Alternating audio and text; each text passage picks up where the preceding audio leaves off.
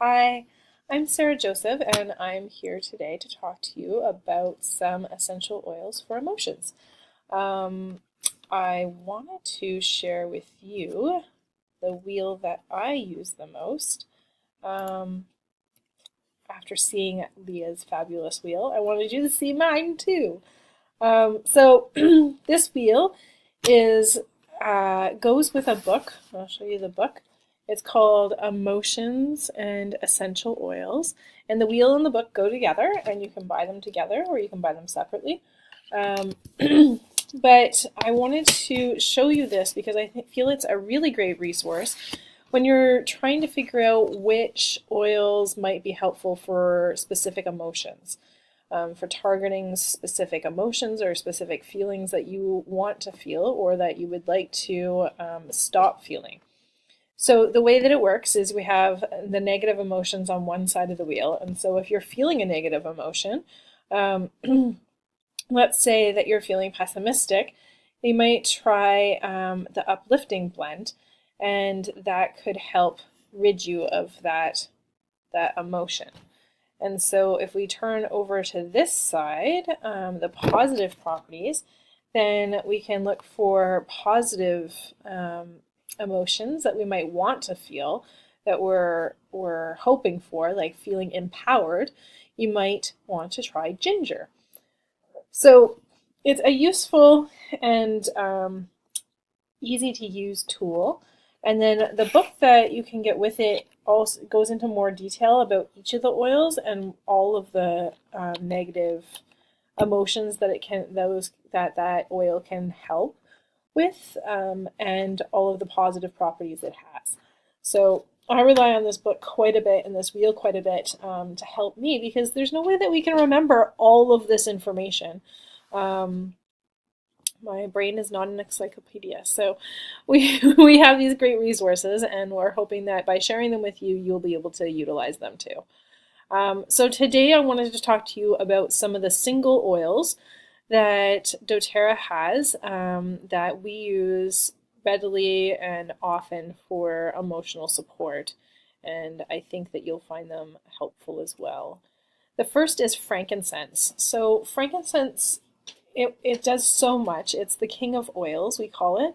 And that's because it's so helpful for so many things. And I often say, when in doubt, just get your frankincense out. It's going to be helpful. And that's because it works from a cellular level. And because of its unique chemistry, it allows and facilitates the oxygen crossing the blood-brain barrier. This is something that modern medicine hasn't figured out how to do yet. So it's pretty incredible that frankincense is able to do that, and it makes it super supportive for soothing neurological imbalances and cleaning off the cell receptors from hard to get at areas of the brain, the spine, and the lymphatic system. Now, if you remember back to a couple days ago when Leah was talking about cell receptors, she broke it down really nice for us and showed us that Y that goes onto the cell receptor and how it can get kind of filled up with different emotions and other neural things coming into it that are transporting messages throughout our body. And so the cell receptors can get a bit blocked. They can get some Klingon sticking in there, and that makes it hard for us to move forward. This may feel like we're stuck in emotion, or we're stuck in a pattern, or we can't get those thoughts out of our head. So using frankincense can help clean the cell receptors and help us feel a lot better and a lot more like we have more flow happening. So if we think about this as maybe like we're eating a sticky bun, a cinnamon bun, and we end up with the sticky residue on our fingers. We can clear that off by just washing our hands, right? If you want to think about it as a physiological response, you can think of it as like maybe the plaque that builds up around the heart from cholesterol. And we can think about how we would clear that out, that sticky residue out, by diet and exercise and maybe some medication. So frankincense works in the same way as in clearing out those sticky residues for our cell receptors, which might be our sticky emotions that are sticking to them. So the next time you're feeling like you're stuck in a pattern or you can't get the same thought out of your head, try using some frankincense to clear that out and see if it helps. So some of the negative emotions that it can also help us with is if feelings of being abandoned or spiritually disconnected can also help us feel if we're feeling distant or unprotected. And some of the positive properties that frankincense can help us feel are enlightened, loved, protected, wise, discerning, spiritually open, and connected. The next oil I wanted to talk about is lavender. Lavender is also a very common and really helpful oil. I often refer to it as the Swiss Army knife of oils because it really does do just about everything, can help with just about everything. And I often say if you're only going to have 2 oils in your arsenal, that frankincense and lavender are the 2 that you would want because you're going to get the most distance out of them. They're going to do the most things for you. So lavender in regards to emotions, it can be very calming to the mind. And help with anxiety and insomnia and sleep and stress and depression and headaches and teeth grinding. And it can also aid in verbal expression. So it helps us become more emotionally honest and be able to express that verbally. So some of the negative emotions that can help us with are blocked communication, fear of rejection, that constricted feeling, that tense feeling, racing thoughts, emotional dishonesty, hiding, fear of self-disclosure, feeling unseen, unheard, or unloved. So the positive properties that it can help us feel are open communication, calm, expressive, emotionally honest, self-aware, and have peace of mind. Now, for about 5% of the population, lavender is not relaxing. This percentage of the population would probably be the people who would self-identify as being highly sensitive or empaths, and they find that lavender is not relaxing for them. They often report that it is energizing. So if this is you, then you'll want to replace lavender with wild orange when you're trying to relax. Wild orange is a really lovely, calming but uplifting fragrance, or aroma, I should say. It helps relax the mind and body while uplifting our spirits. So it helps address a wide variety of emotions. It's good for depression and fear, anxiety, irritability, lack of energy, concentration, sleep, insomnia, and stress. And so it is also called the oil of abundance. So it can help us if we're feeling like we have a scarcity mindset, like there's a lack of resources or love or any type of scarcity, food.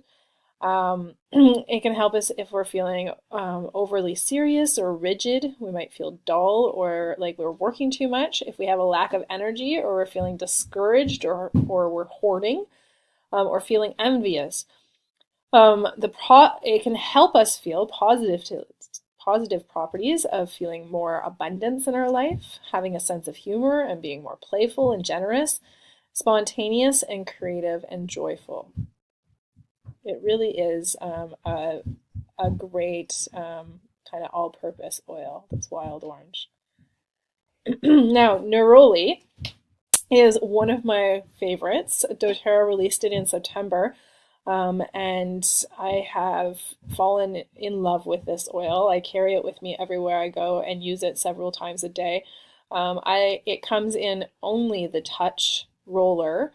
So what that means is that it is already pre-diluted for you in a roller bottle. So it's easy application, goes for your on-the-go needs. I like putting it on the back of my neck and my pulse points or the inside creases of my elbows to help me feel more patient and empathetic and kind. I find that it calms me and relaxes me and helps me focus as well.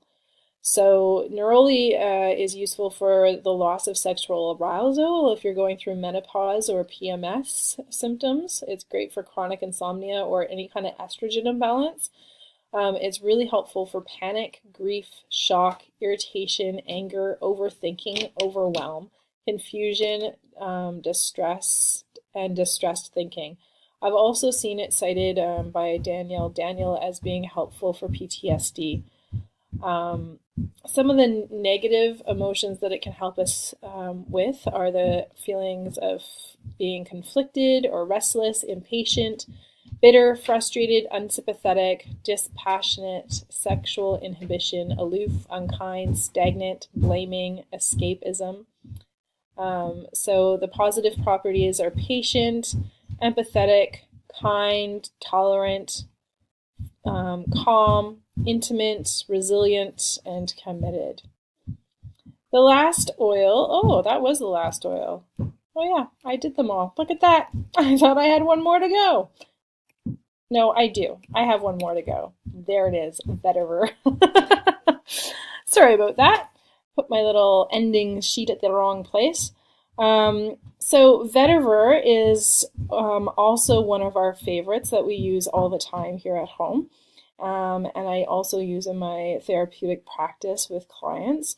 I often suggest it for people who have ADD, ADHD, or learning difficulties. It's great for focus, and if you have poor retention or poor concentration, then this is a great oil for you. It's also helpful for PTSD, depression, anxiety, insomnia, irritability, anorexia, and postpartum depression. And it's super helpful for panic attacks.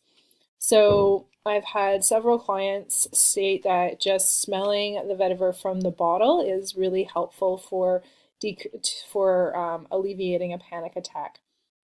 So some of the negative emotions that this can help us with is feelings of apathy, disconnected, scattered, stress, ungrounded, avoiding, and that crisis. So when you're feeling like you're having, a panic attack or PTSD might be triggered a flashback, then the vetiver can help.